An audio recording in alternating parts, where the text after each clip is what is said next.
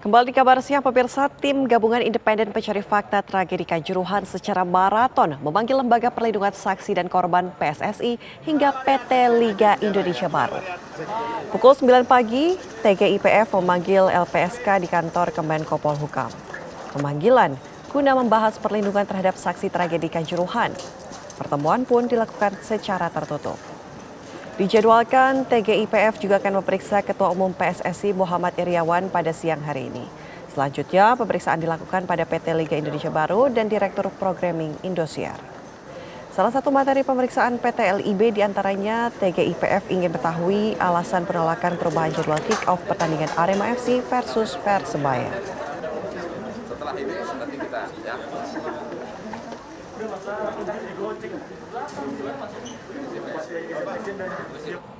Dan pemirsa, untuk mengetahui informasi terbaru langsung saja kita akan bergabung dengan rekan Fadis Abi yang berada di Kemenko Polhukam, Jakarta.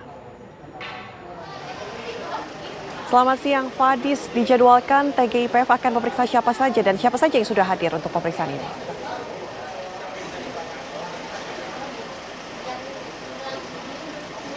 Anda dan juga pemirsa kabar siang dapat kami informasikan memang tim gabungan independen pencari fakta hari ini melakukan pemeriksaan maraton terhadap sejumlah pihak.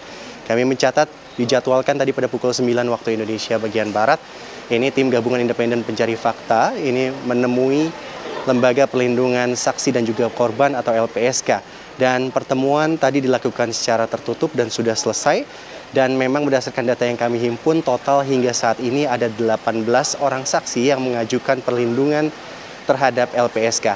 Dan pada pukul 11 waktu Indonesia bagian Barat, giliran dari para petinggi PSSI yang kemudian diperiksa oleh tim gabungan independen pencari fakta.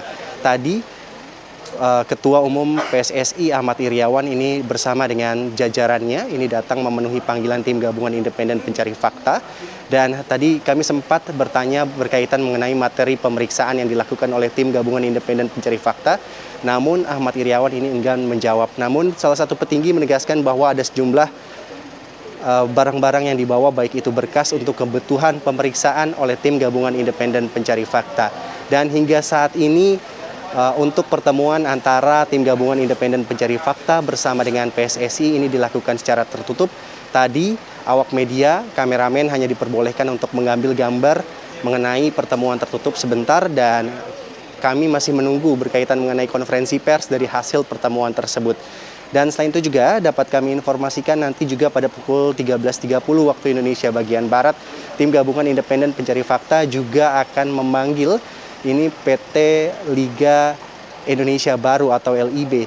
Dan selain itu juga nanti pada pukul 15 waktu Indonesia bagian Barat, ini giliran Direktur Programming Indosiar yang nantinya akan juga dipanggil oleh tim gabungan independen pencari fakta.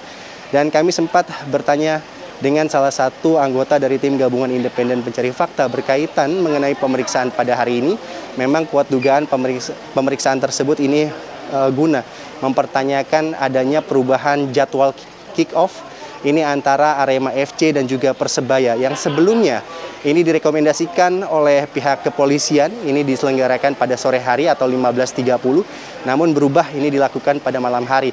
Dan rekomendasi itu sebenarnya sudah diberikan oleh pihak kepolisian, namun dari PT Liga Indonesia Baru LIB ini enggan mendengarkan atau enggan mengiyakan berkaitan mengenai rekomendasi tersebut. Dan selain itu juga dapat kami informasikan Anda dan juga pemirsa, memang peristiwa tragedi Kanjuruhan ini terjadi pada tanggal 1 Oktober, di mana saat itu antara duel sengit derby Jawa Timur antara Arema FC melawan Persebaya, di mana saat itu memang Arema FC kalah dan kemudian penonton yang berada di Stadion Kanjuruhan ini keluar atau masuk ke dalam stadion dan kemudian pihak kepolisian ini meminta agar pihak penonton ini kembali ke tempatnya dan kemudian pihak kepolisian juga memberikan gas air mata. Kondisi yang panik membuat para penonton kemudian berhamburan untuk berusaha untuk keluar stadion. Namun karena memang sedikitnya pintu yang tersedia di Stadion Kanjuruhan membuat sebagian besar penonton ini terinjak-injak dan kemudian meninggal dunia. Untuk sementara itu saja yang dapat kami informasikan dari Kementerian Hukum dan Politik dan HAM, kami kembalikan kepada Anda. Fadis, tadi dari keterangan Anda bahwa LPSK sudah bertemu dengan pihak Kemenko Polhukam untuk menggali materi apa saja. Lantas, tadi Anda katakan juga 18 orang mengajukan perlindungan dari LPSK. Apakah ke-18 orang ini menerima ancaman atau seperti apa, Fadis?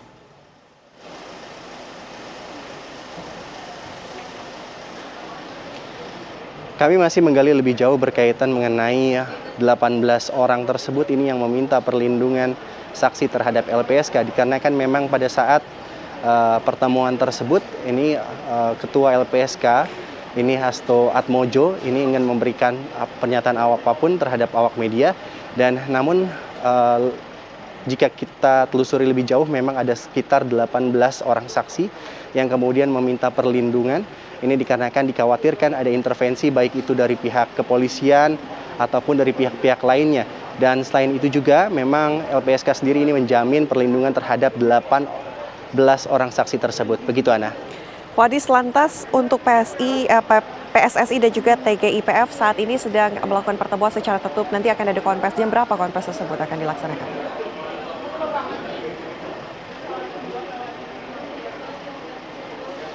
Ana dan pemirsa, memang hingga saat ini belum diketahui berkaitan mengenai kapan nantinya baik itu kedua pihak akan melakukan konferensi pers. Namun nantinya memang biasanya tim gabungan independen pencari fakta ini merangkumkan terlebih dahulu pemeriksaan terhadap sejumlah pihak.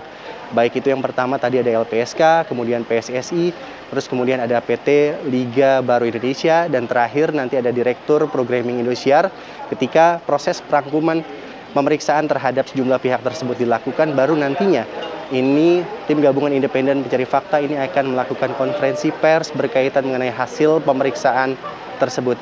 Dan memang kuat dugaan Anda dan juga pemirsa berkaitan mengenai pemeriksaan terhadap sejumlah unsur tersebut, memang berkaitan mengenai adanya perubahan jadwal kick-off yang sebelumnya direkomendasikan oleh pihak kepolisian. Ini antara pertandingan antara Arema FC dan juga Persebaya ini dilakukan pada sore hari.